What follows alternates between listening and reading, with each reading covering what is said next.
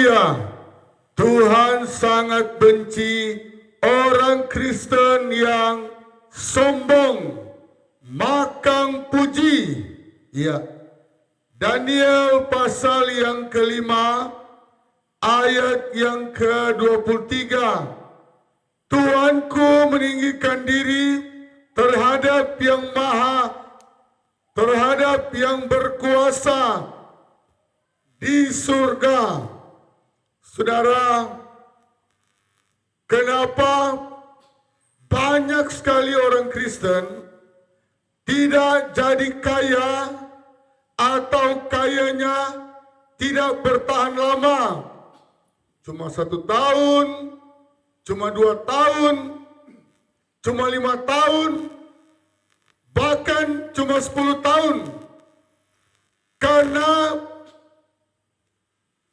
seperti Belshazzar ini, raja ini, dia makan puji, dia mengundang 1000 orang. Dan ayat 23, Tuhanku meninggikan diri terhadap yang berkuasa di surga. Perkakas dari baiknya dibawa orang kepada Tuanku, lalu Tuanku serta para pembesar Tuanku, para istri, para gundik Tuanku telah minum anggur dari perkakas itu. Tuanku telah memuji-muji dewa-dewa dari perak dan emas, dari tembaga, besi, kayu, dan batu, yang tidak dapat melihat atau mendengar atau mengetahui, dan tidak Tuanku memuliakan Allah yang menggenggam nafas Tuanku dan menentukan segala jalan Tuanku. Saudara, ada banyak bapak-bapak, kalau di depan temannya, dia makan puji sekali, tertawa, terbahak-bahak,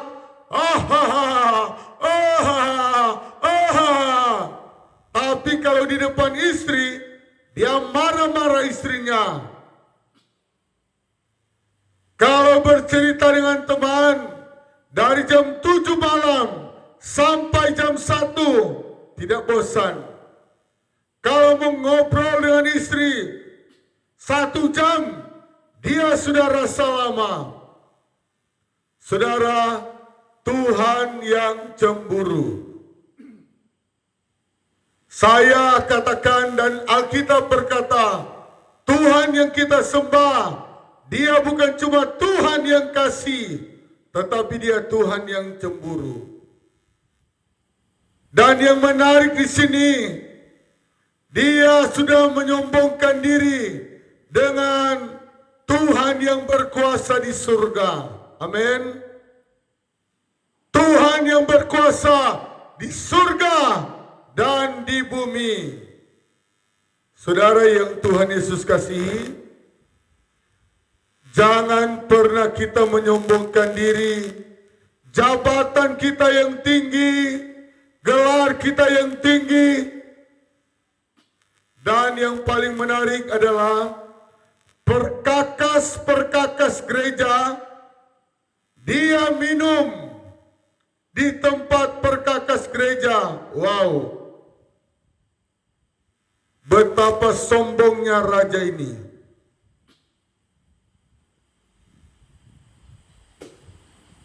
Tetapi sebaliknya, keluarga yang memperhatikan mimbar gereja, mimbar yang saya pakai ini, mimbar yang tebal, kayu yang bagus, perkakas gereja, jemaat Pondok Daud, orang-orang Kristen belajar memperhatikan perkakas gereja. Coba diganti. Kalau kita memperhatikan perkakas gereja, gereja, Tuhan akan memberkati kita dengan luar biasa. Ayat yang ke-25, ayat yang ke-25, maka inilah tulisan yang tertulis itu, Mene, Mene, Tekel, Upharsin. Artinya, dan inilah maknanya perkataan itu. Mene, masa pemerintahan Tuhanku dihitung oleh Allah dan telah diakhiri. Ternyata orang kalau sudah mabuk, apa saja yang tidak berkenan dia lakukan. Dia menyombongkan kehebatannya. Dan saya melihat orang kalau sudah kumpulan pemabuk, paling makan puji. Ngana berapa? Kau berapa? Saya 200. Oh, cuma kamu yang boleh. Saya 300. Yang bapak satu lagi, oh saya Tinisko 500. Tuhan sangat benci orang yang sombong. Tuhan sangat benci pemabuk. Ketika saya belajar firman Tuhan ini, saya cuma lihat di ayat 25. Tetapi ketika saya baca dari awal, oh penyebabnya orang yang mabuk, dia punya akal sehat hilang. Kenapa banyak suami yang pukul istri? Karena pengaruh miras, pengaruh CT, pengaruh cap tikus. Hati-hati. Seorang pendeta harus berani menyampaikan miras. Sayang 1000 sayang ayat 25. Dan inilah makna perkataan Mene. Masa pemerintahan Tuhanku dihitung oleh Allah dan telah diakhiri. Jadi ada punggung yang menulis di dinding. Semua orang pintar dikumpulkannya. Mereka tidak dapat mengartikan. Orang tua, kalau mau anakmu juara 1 di sekolah, baca kitab Daniel. Amin. Biarpun saudara akan sekolahkan anakmu di sekolah yang paling mahal, tapi kalau engkau jarang membaca firman, baca kitab suci, doa tiap hari, doa tiap hari, baca kitab suci, doa tiap hari, kalau mau pinter. Amin. Semua orang tua maksud menyekolahkan anaknya, salah satu keinginannya adalah sudah pasti juara 1 di sekolah. Saya suruh kepada guru-guru sekolah minggu, doakan supaya anak-anak di Pondok Daud 10 kali lebih cerdas dari anak-anak yang lain. Dan di sini ada 3 tulisan. Sampai yang rahasia-rahasia seluruh orang pintar di kerajaan itu tidak mampu mengartikan. Tetapi Daniel, orang yang suka berdoa, pasti dia pintar. Orang yang suka memuji Tuhan, ada rahasia-rahasia Tuhan beritahukan kepada dia. Dan apa yang terjadi? Ini taruhan antara orang Kristen dan antara mayoritas dan minoritas pada waktu itu. Daniel minoritas, tetapi Tuhan suka tertarik dengan yang namanya minoritas. Walaupun kita di Indonesia ini dikatakan minoritas, tetapi Allah selalu ada di pihak kita. Siapakah lawan kita? Allah mau mencari Daniel di akhir zaman. Dan doa saya kalau boleh Tuhan, saya dan Ibu Gembala memberikan nama anak kami yang keenam, yang terakhir Yosia Daniel Martin. Dan gereja kami yang ketujuh kami menamakan GBI Daniel. Daniel, dia dapat mengartikan mimpi.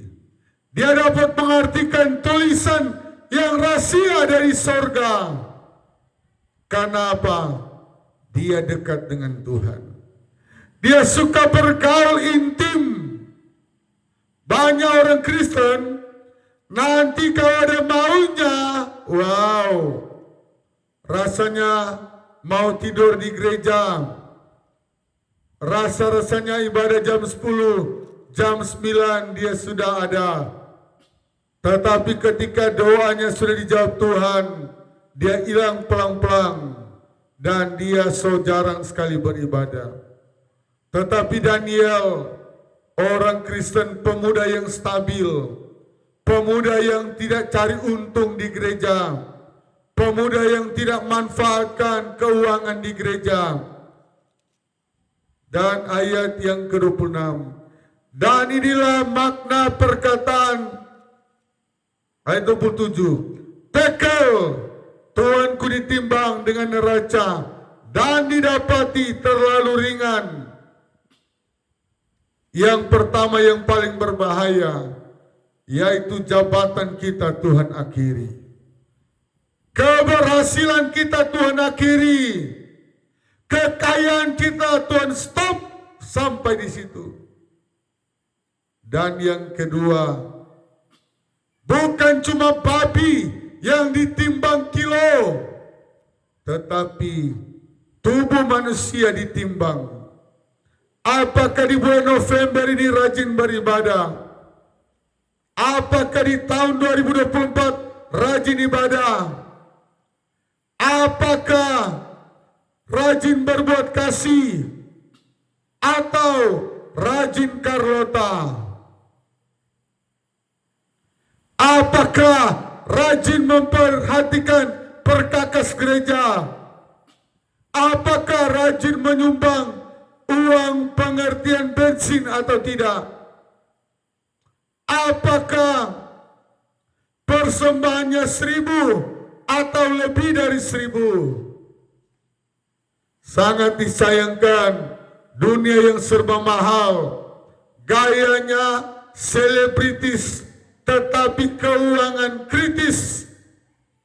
Gayanya dari rambut sampai kaki baru, tetapi perpuluhan sudah tidak pernah muncul di kotak perpuluhan.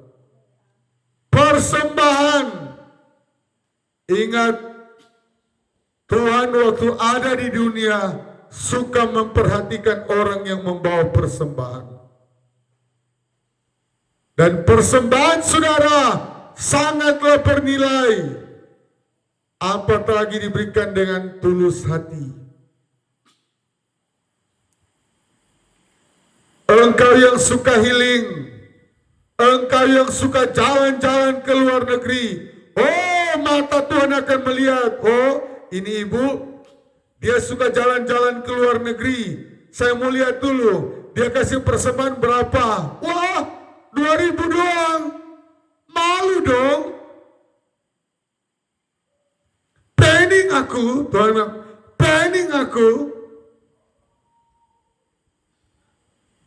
Hampir setiap bulan jalan ke luar negeri, persembahannya cuma 2.000.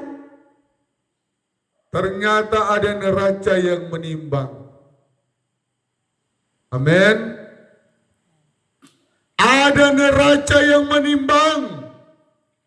Saudara, harta kekayaan pejabat, kalau mereka mencalonkan diri, dilaporkan. Ada kantor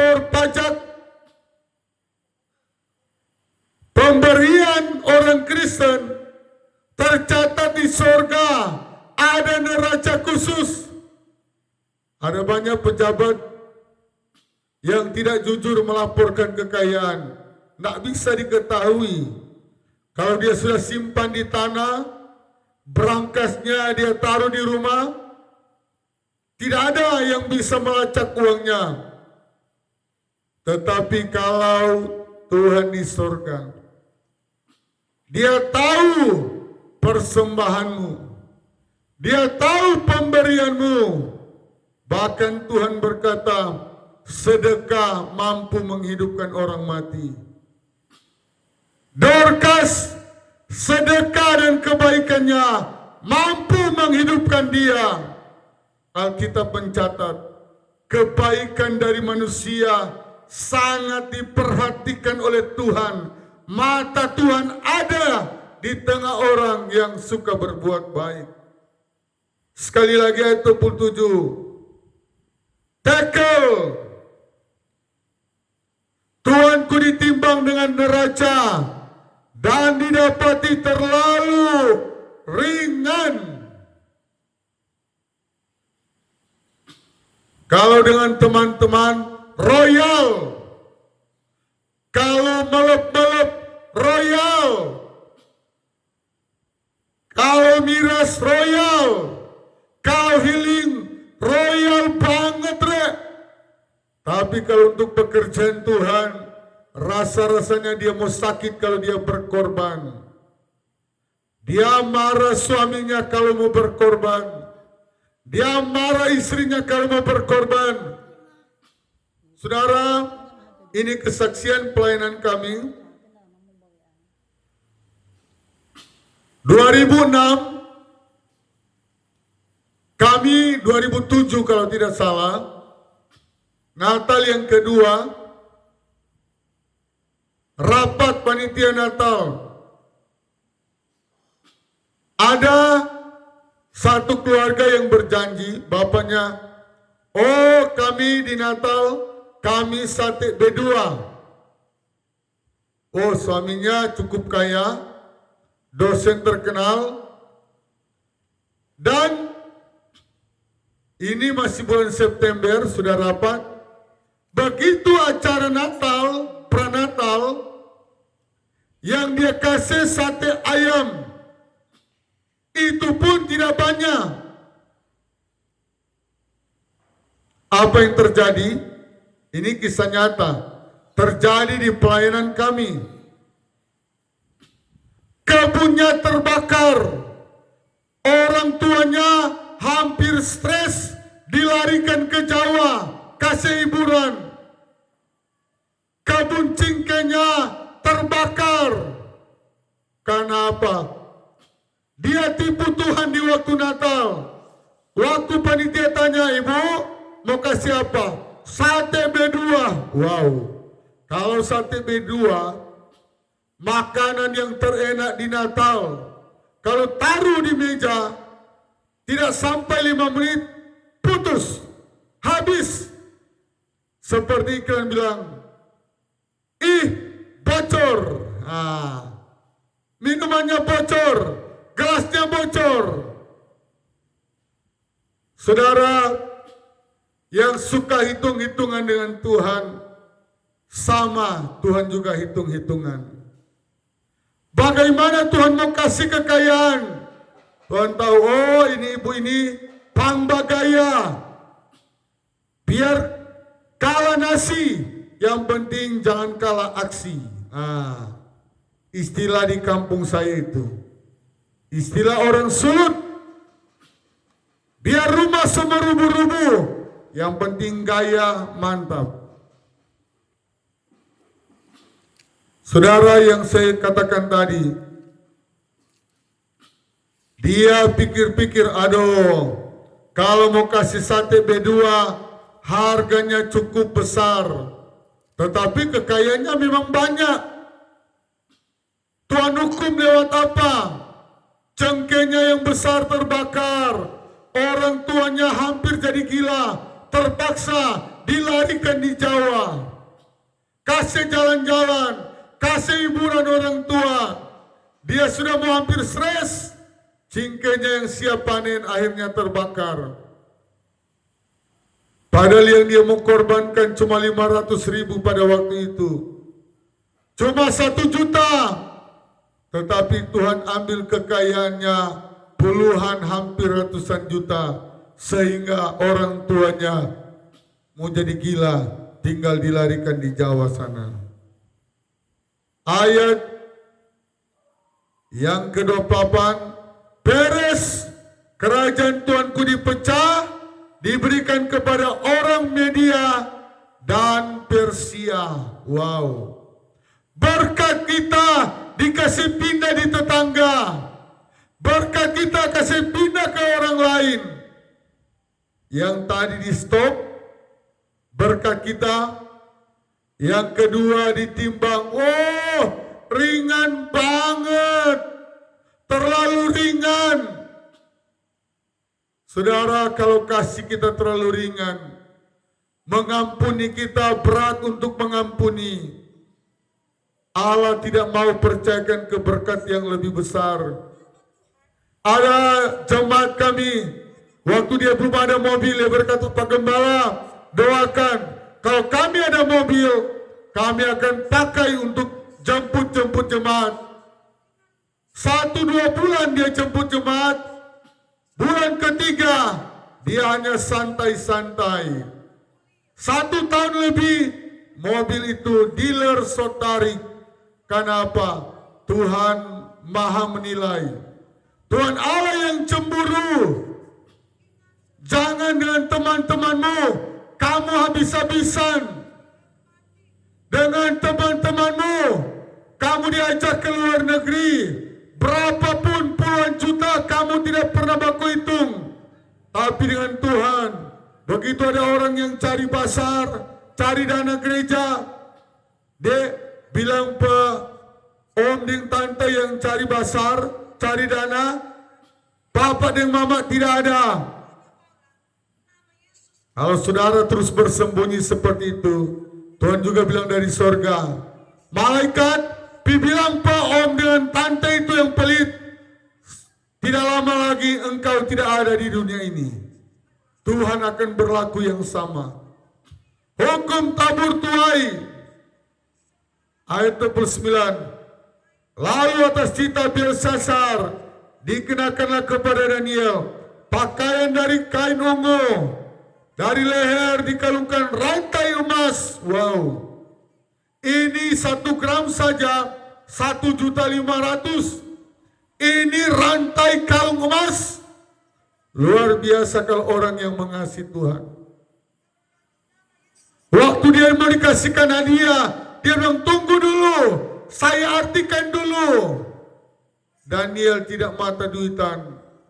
Hamba Tuhan yang melayani tidak mata duitan. Pasti Tuhan akan memberkati berkat yang luar biasa. Bukan berkat yang hanya ratusan juta, tetapi kami percaya miliar, bahkan hamba Tuhan bisa triliun, asalkan uang itu dia pakai bangun gereja. Ayat yang terakhir, dan dimaklumkanlah tentang dia, bahwa di dalam kerajaan ia akan mempunyai kekuasaan sebagai orang ketiga. Wow, ini orang buangan, tetapi naik jadi kepala orang ketiga. Ayat yang terakhir, pada malam itu juga terbunuhlah Belsasar, raja orang Kasdim itu. Ini akibat sombong, akibat tidak menghormati gereja, akibat pandang enteng dengan gereja. Sudah tahu-tahu ada ibadah di gereja, pasang lagu kuat-kuat. Sudah tahu ada ibadah di gereja, pasang petasan kuat-kuat.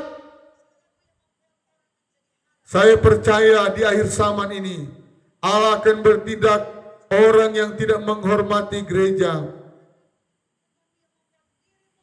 orang yang tidak menghormati jadwal ibadah, Allah akan bertindak. Hati-hati kalau Allah yang bertindak.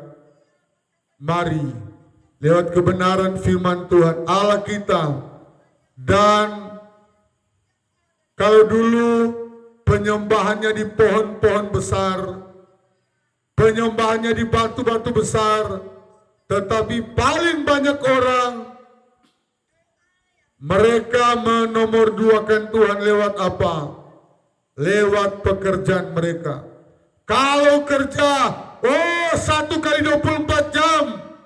Kalau tenaganya masih kuat, dia kerja. Tapi kalau bilang mau ibadah cuma 2 jam, dia pikir ibadah tidak, ibadah tidak, ibadah tidak, ibadah tidak, ibadah tidak. Mereka nanti minggu depan ibadah. Minggu depan lagi, nanti bulan depan ibadah. Orang Kristen yang seperti itu,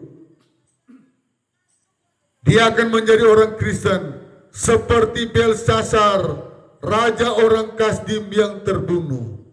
Terbunuh keuangannya, terbunuh karirnya, dan yang paling terakhir, yang paling parah, nafasnya.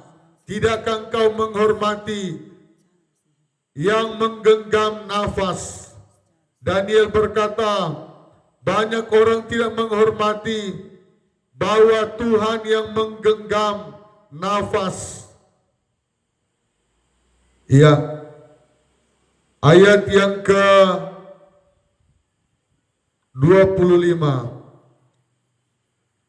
Atau mendengar, mengetahui, dan tidakkah Tuhanku muliakan Allah yang menggenggam nafas Tuhanku. Jadi di bulan Desember, muliakan Tuhan.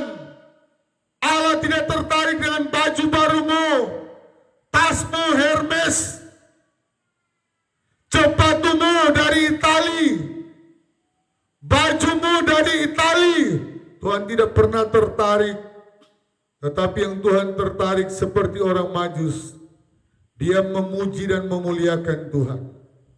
Orang Kristen yang tidak ada alpa di gereja, orang Kristen yang tidak ada alpa, orang Kristen yang tidak suka terlambat. Saya percaya kalau di Iran Tuhan sudah jamah, di negara-negara Arab, di Amerika, Jayapura, Papua, Toraja, Makassar, Aceh, Indonesia, Tuhan akan lawan. 3.000 jiwa Tuhan akan kirim di Pondok Daud. Tuhan Yesus memberkati.